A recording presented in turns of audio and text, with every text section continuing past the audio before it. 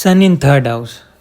तो सन जब third house में जाता है तो वो ज़िंदगी में यही बोलता है कि सबसे पावरफुल चीज़ क्या है? लक, पैसा, कॉन्टैक्ट्स, नेटवर्क? नहीं। ऐसे नेटिव के लिए जिसका सन इन थर्ड हाउस होता है, उसके लिए हिम्मत, अपनी बात कहने का दम, घर के अंदर उसकी वॉइस सुनी जा रही है, वो जो भी कह रहा है क्या वो सुना जा रहा है, या गिर के खड़े होने की आदत उसमें है, विल है सरवाइव करने की। और ये ऐसे जातक बहुत आर्गुमेंटेटिव माने जाते हैं उनके फैमिली के द्वारा। अगर ये थोड़ा एफ्लिक्टेड हो जाए सन इधर, या राहु शनि या किसी और क्रूर ग्रह की दृष्टि इस पे पड़ती है, तो एस्पेक्ट पड़ता है, तो अगर तुम्हारी कुंडली में सूर्य थर्ड हाउस में होता है तो याद रखना तुम कंफर्ट जोन तोड़ने के लिए ही पैदा हुए हो, क्योंकि थर्ड हाउस बेसिकली पैदा होना, बर्थ का भी होता है।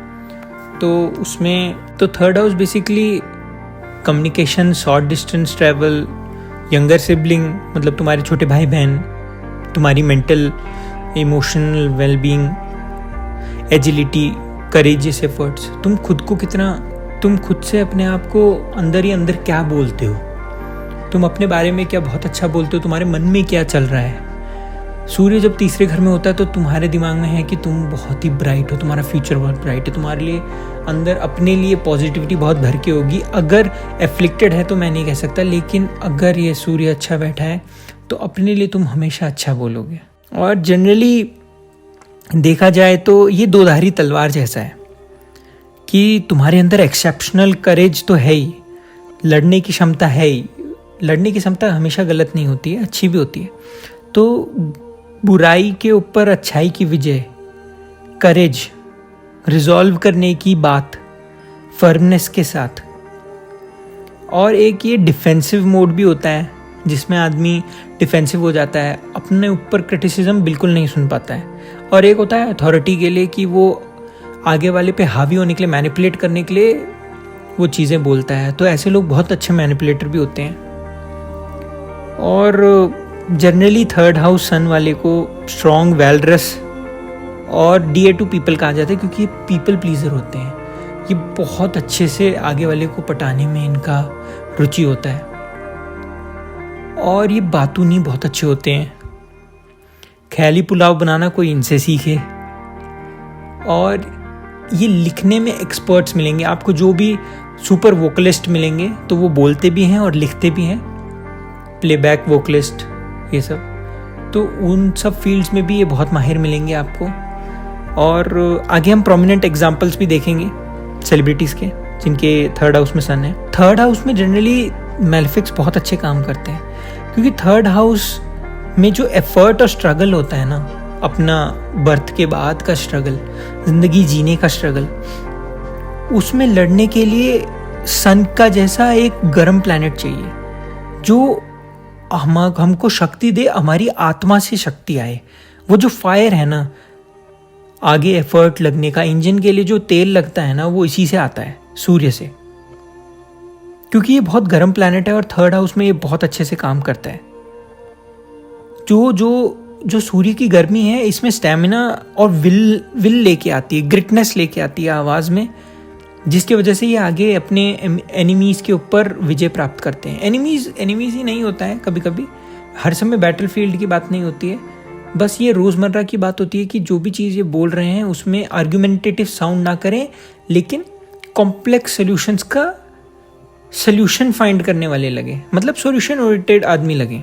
प्रश्न मार्ग के नोट्स में इनको स्ट्रेंथ, वैलर, इनिशिएटिव और पावर वाला कहा गया है। तो सारे ग्रंथ आपको कुछ एक ही लाइन में जाते हुए दिखेंगे, वो है करेज। और इनकी पर्सनैलिटी के बारे में बात करें तो इनका एक ग्रिटनेस होती है, जो मैंने कहा, रिजॉल्व, इंडस्ट्रियस और फर्म रिजॉल्व होती है, सरावली के द्वारा ये कहा गया है। ऐसे जातक हमेशा अगर आप देखोगे तो बहुत बड़े बड़े रैपर्स और बड़े बड़े सिंगर्स आपको मिलेंगे। थर्ड हाउस में सूर्य होने से सरावली टेक्स्ट में ये कहा गया है कि ये बहुत स्ट्रॉन्ग विल्ड होते हैं, गुड लुकिंग होते हैं, बहुत ही लर्नड आदमी होता है, और इनके अंदर वो साहस है जिसकी वजह से ये एनिमीज पे कॉन्कर कर पाते हैं। एक विल है, बहुत स्ट्रांग विल है। मैं बार बार रिपीट इसलिए कर रहा हूँ शब्द क्योंकि ये जनरली इसी हाउस से सिग्निफिकेंस होता है, इसी हाउस से इसका सिग्निफिकेंस होता है। और फल दीपिका इनको पावरफुल, वेल्दी और जनरस बताती है, जिसके हमेशा रिश्ते किसी ना किसी राजा जैसे आदमी के साथ रहते हैं, ये कहा गया है। महर्षि पराशर जी ने ये कहा है कि सूर्य जब थर्ड हाउस में होता है तो नेटिव बड़ा करेजियस होता है, पावरफुल होता है, वेलरस होता है, विक्ट्री पाता है अपने एनिमीज के ऊपर। ये बहुत ही स्ट्रॉन्ग विल्ड वाले होते हैं, सेल्फ मेड होते हैं, और ये एंजॉय करते हैं बहुत अच्छे रिलेशंस अपने बॉसेस के साथ या अपने फैमिली में, अपने पापा के साथ। जनरली सभी टेक्स्ट अगर आप देखो तो ये इनलाइन यही कहेंगे कि ये इनकी सिबलिंग्स के साथ नहीं बनती है। चैलेंजेस इनके सिबलिंग्स से आते हैं कि इनके भाई बहन, छोटे भाई बहन, ये सब के साथ बिल्कुल नहीं बनती है। हो सकता है वो कज़न भाई बहन हो, लेकिन इनके साथ नहीं बनती। और वो हमेशा छोटों से बिल्कुल नहीं बनती क्योंकि बहुत अथॉरिटेटिव है, और इनको अथॉरिटेटिव आदमी बिल्कुल पसंद नहीं है जो इनके ऊपर रौब जमाए। लेकिन ये रौब जमाना जानते हैं, तो इनको इसलिए छोटे भाइयों पे रौब जमाना आता है, और वो उनको बिल्कुल पसंद नहीं आता है ये सब। और थर्ड हाउस में ये भी कहा गया है ये बहुत बोल्ड होते हैं, एनर्जेटिक होते हैं, लेकिन हमेशा ये सप्रेशन ही फेस करते हैं अपने ब्रदर से। और अगर ज़्यादा ये एफ्लिक्ट हो गया हो तो इनका भाई बहन से दुख भी, एक ट्रॉमा टाइप का भी जुड़ जाता है छोटे भाई बहन से। थर्ड हाउस में सन हीरोइज्म लाता है, स्ट्रेंथ लाता है, और एक पावरफुलनेस होती है। चमत्कार चिंतामणि ऐसे लोगों को अथॉरिटेटिव कहते हैं, केपेबल ऑफ ग्रेट अचीवमेंट्स कहा गया है उसमें। और उसमें ये भी कहा गया है, और हम आगे जाएं तो BPHS, फल दीपिका, सरावली चिंतामणि सब एक ही क्लासिकल वार्निंग्स में जाती हैं कि सेपरेशन हो सकता है अपने भाई से, कटाक्ष हो सकता है अपने छोटे भाई बहनों से, लेकिन अपने लिए ये हमेशा सही करते हैं, अपने लिए हमेशा पॉजिटिव बोलते हैं अगर सूर्य अच्छा बैठा हुआ हो तो। और सेल्फ मेड होना कौन नहीं चाहता, तो सेल्फ मेड होना सन तीसरे वाले से सीखना चाहिए। सूर्य यहाँ वीक नहीं होता, यहाँ रिफाइंड होता है। तो इस प्लेसमेंट में लोग नेचुरली कॉन्फिडेंट रहते हैं, डरे हुए लोग नहीं हैं, ये बोलने का दम रखते हैं, प्रेजेंस स्ट्रांग होता है इनका, एनर्जेटिक होते हैं पूरे। और यहाँ इस थर्ड हाउस में जनरली मेलेफिक्स ही अच्छा करते हैं। तो सन यहाँ डिक्टेटर नहीं होता है, एक लीडर बन जाता है। तो वो थोपना नहीं जानता है, लेकिन अथॉरिटेटिव ऐसा होता है कि सोल्यूशन ओरिएंटेड होता है। और इसमें एक बहुत अच्छा भास्कर योग का कॉम्बिनेशन भी बनता है, रेयर पावर अप कॉम्बिनेशन बनता है, जिसका रिजल्ट होता है कि पैसा आता है, लोग पसंद करते हैं, नाम और रिस्पेक्ट ग्रो करती है। और थर्ड हाउस वाले का नाम और रिस्पेक्ट बहुत मिलता है।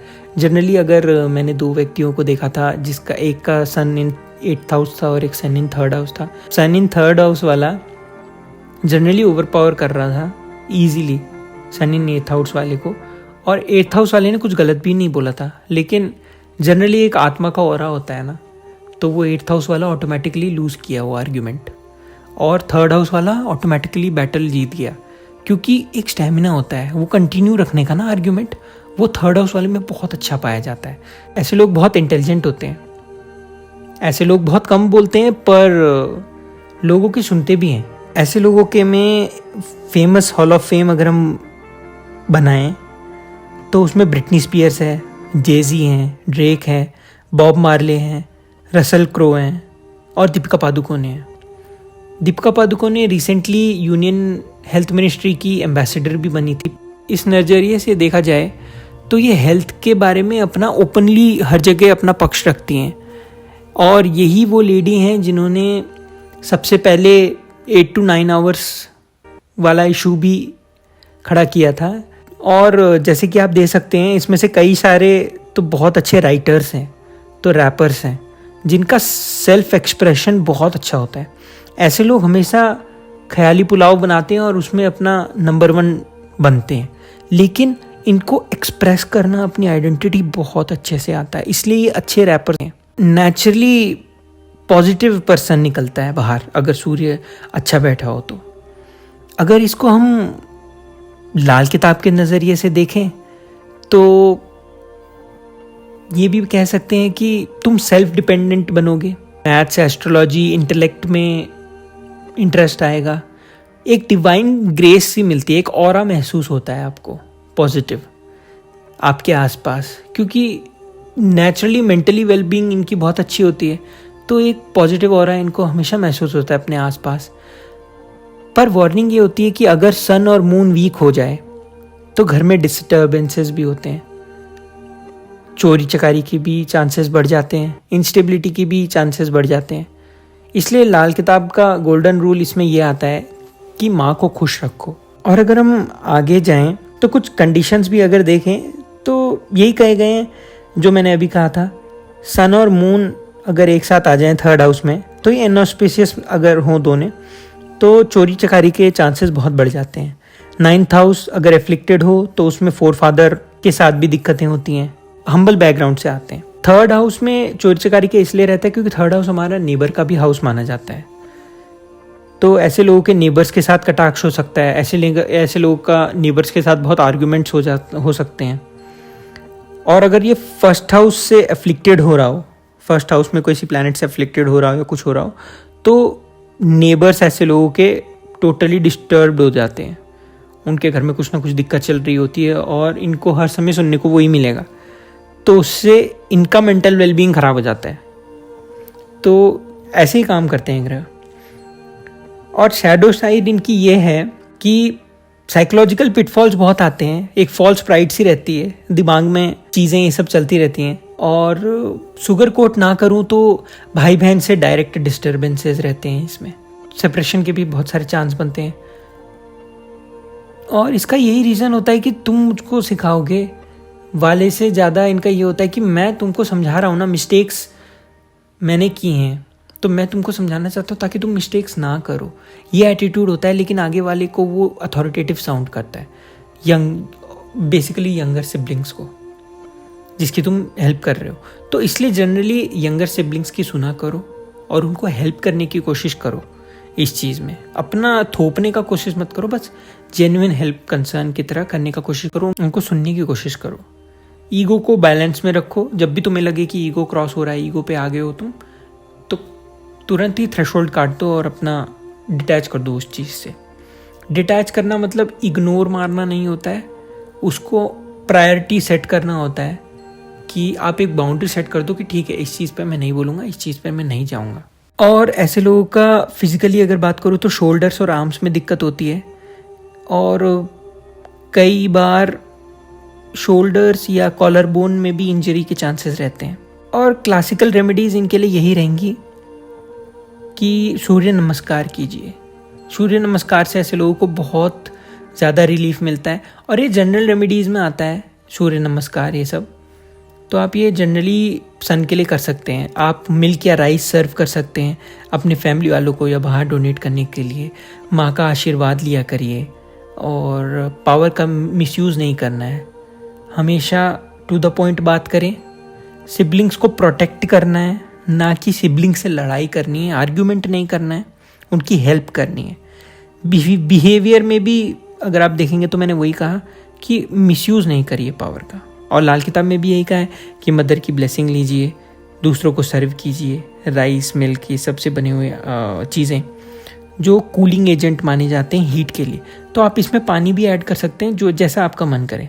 तो the king who builds his own kingdom, basically sun in third house वाले को कह सकते हैं, क्योंकि ऐसे लोग ख्याली पुलाव, जो मैंने कहा था स्टार्टिंग में, ख्याली पुलाव बनाने में बहुत स्ट्रांग हैं।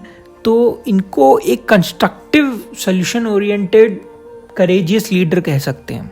तो sun in third house call to action भी होता है, जिसकी वजह से नेटिव बहुत कंफर्ट लेवल पे चले जाता है, और उसके वजह से ही आगे वाला एनिमी हार जाता है। क्योंकि अगर आप देखो एक सेंस में रशिया और यूक्रेन का युद्ध बहुत समय से चल रहा है, लेकिन उसको जो सस्टेन कर जाएगा ना 5-10 साल तक, वही आखिर में वॉर जीतता है। तो जो स्टेमिना है ना, वो थर्ड हाउस से ही आता है। राधा कृष्ण।